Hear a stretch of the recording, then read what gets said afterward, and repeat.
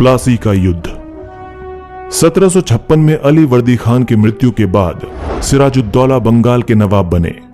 Company को सिराजुद्दौला की ताकत से काफी भय था। सिराजुद्दौला की जगह कंपनी एक ऐसा कठपुतली नवाब चाहती थी जो उसे व्यापारिक रियायतें और अन्य सुविधाएं आसानी से देने में आनाकानी ना करे। कंपनी ने प्रयास किया कि सिराजुद्दौला के प्रतिद्वंदियों में से किसी को नवाब बना दिया जाए। कंपनी को कामयाबी नहीं मिली। जवाब में सिराजुद्दौला ने हुक्म दिया कि कंपनी उनके राज्य के राजनीतिक मामलों में टांग अड़ाना बंद कर दे, किलेबंदी रोके और बाकायदा राजस्व चुकाए। जब दोनों पक्ष पीछे हटने को तैयार नहीं हुए तो अपने 30,000 सिपाहियों के साथ नवाब ने कासिम बाजार में स्थित इंग्लिश फैक्ट्री पर हमला बोल दिया। नवाब की फौजों ने कंपनी के अफसरों को गिरफ्तार कर लिया, गोदाम पर ताला डाल दिया, अंग्रेजों के हथियार छीन लिए और अंग्रेजी जहाजों को अपने घेरे में ले लिया। इसके बाद नवाब ने कंपनी के कलकत्ता स्थित किले पर कब्जे के लिए उधर का रुख किया। कलकत्ता के हाथ से निकल जाने की खबर सुनने पर मद्रास में तैनात कंपनी के अफसरों ने भी रॉबर्ट क्लाइव के नेतृत्व में सेनाओं को रवाना कर दिया। इस सेना को नौसैनिक बेड़े की मदद भी मिल रही थी। इसके बाद नवाब के साथ लंबे समय तक सौदेबाजी चली। आखिरकार 1757 में रॉबर्ट क्लाइव ने प्लासी के मैदान में सिराजुद्दौला के खिलाफ कंपनी की सेना का नेतृत्व किया। नवाब सिराजुद्दौला की हार का एक बड़ा कारण उसके सेनापतियों में से एक सेनापति मीर जाफर की कारगुजारियां भी थीं। मीर जाफर की टुकड़ियों ने इस युद्ध में हिस्सा नहीं लिया। रॉबर्ट क्लाइव ने यह कहकर उसे अपने साथ मिला लिया था कि सिराजुद्दौला को हटाकर मीर जाफर को नवाब बना दिया जाएगा। प्लासी की जंग इसलिए महत्वपूर्ण मानी जाती है क्योंकि भारत में यह कंपनी की पहली बड़ी जीत थी। प्लासी की जंग के बाद सिराजुद्दौला को मार दिया गया और मीर जाफर नवाब बन गया। कंपनी अभी भी शासन की जिम्मेदारी संभालने को तैयार नहीं थी। उसका मूल उद्देश्य तो व्यापार को फैलाना था। अगर यह काम स्थानीय शासकों की मदद से बिना लड़ाई लड़े ही किया जा सकता था तो किसी राज्य को सीधे अपने कब्जे में लेने की क्या जरूरत थी। जल्द ही कंपनी को एहसास होने लगा कि यह रास्ता भी आसान नहीं है। कठपुतली नवाब भी हमेशा कंपनी के इशारों पर नहीं चलते थे। आखिरकार उन्हें भी तो अपनी प्रजा की नजर में सम्मान और संप्रभुता का दिखावा करना पड़ता था।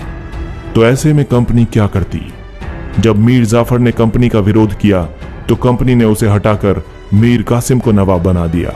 जब मीर कासिम भी परेशान करने लगा तो 1764 की बक्सर की लड़ाई में उसको भी हराना पड़ा।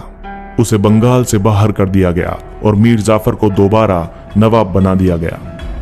अब नवाब को हर महीने 5 लाख रुपए कंपनी को चुकाने थे।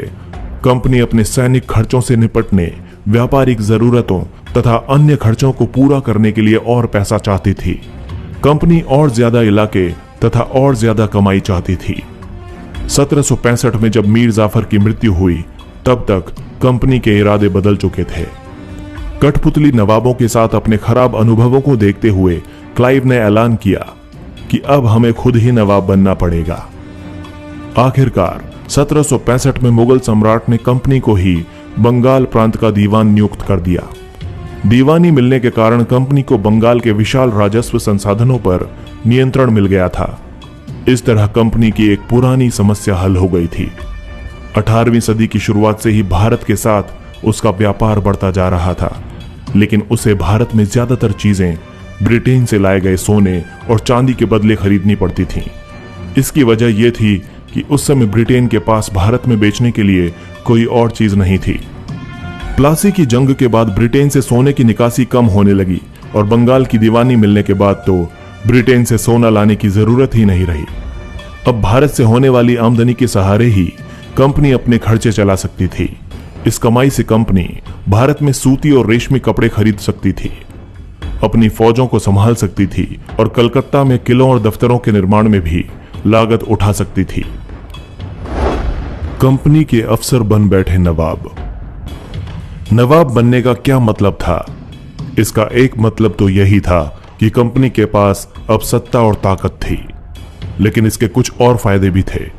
कंपनी का हर कर्मचारी नवाबों की तरह जीने के ख्वाब देखने लगा। प्लासी के युद्ध के बाद बंगाल के असली नवाबों को इस बात के लिए बाध्य किया गया कि वे कंपनी के अफसरों को निजी तोहफे के तौर पर जमीन और बहुत सारा पैसा दें। खुद रॉबर्ट क्लाइव ने ही भारत में बेहिसाब दौलत जमा कर ली थी। 1743 में जब वो इंग्लैंड से मद्रास आया था तो उसकी उम्र 18 साल थी। 1767 में जब वो 2 बार गवर्नर बनने के बाद हमेशा के लिए भारत से रवाना हुआ तो यहां उसकी दौलत 4,01,102 पाउंड के बराबर थी। दिलचस्प बात यह है कि गवर्नर के अपने दूसरे कार्यकाल में उसे कंपनी के भीतर फैले भ्रष्टाचार को खत्म करने का काम सौंपा गया, लेकिन 1772 में ब्रिटिश संसद ने उसे खुद भ्रष्टाचार के आरोपों पर अपनी सफाई देनी पड़ी। सरकार को उसकी अकूत संपत्ति के स्रोत संदेहास्पद लगे। उसे भ्रष्टाचार के आरोपों से बरी तो कर दिया गया, लेकिन 1774 में उसने आत्महत्या कर ली। कंपनी के सभी अफसर क्लाइव की तरह दौलत इकट्ठा नहीं कर पाए। बहुत सारी बीमारियों और लड़ाई के कारण कम उम्र में ही वे मौत का निवाला बन गए। उनमें से बहुत सारे अफसर साधारण परिवारों से आए थे। उनकी सबसे बड़ी इच्छा बस यही थी कि वे भारत में ठीक ठाक पैसा कमाएं और ब्रिटेन लौटकर आराम की जिंदगी बसर करें। जो जीते जी धन दौलत लेकर वापस लौट गए, उन्होंने वहां आलीशान जीवन जिया। उन्हें वहां के लोग नवाब कहते थे। ये भारतीय शब्द नवाब का ही अंग्रेजी संस्करण बन गया था। उन्हें लोग अक्सर नए अमीरों और सामाजिक हैसियत में रातों रात ऊपर आने वाले लोगों के रूप में देखते थे। नाटकों और कार्टूनों में उनका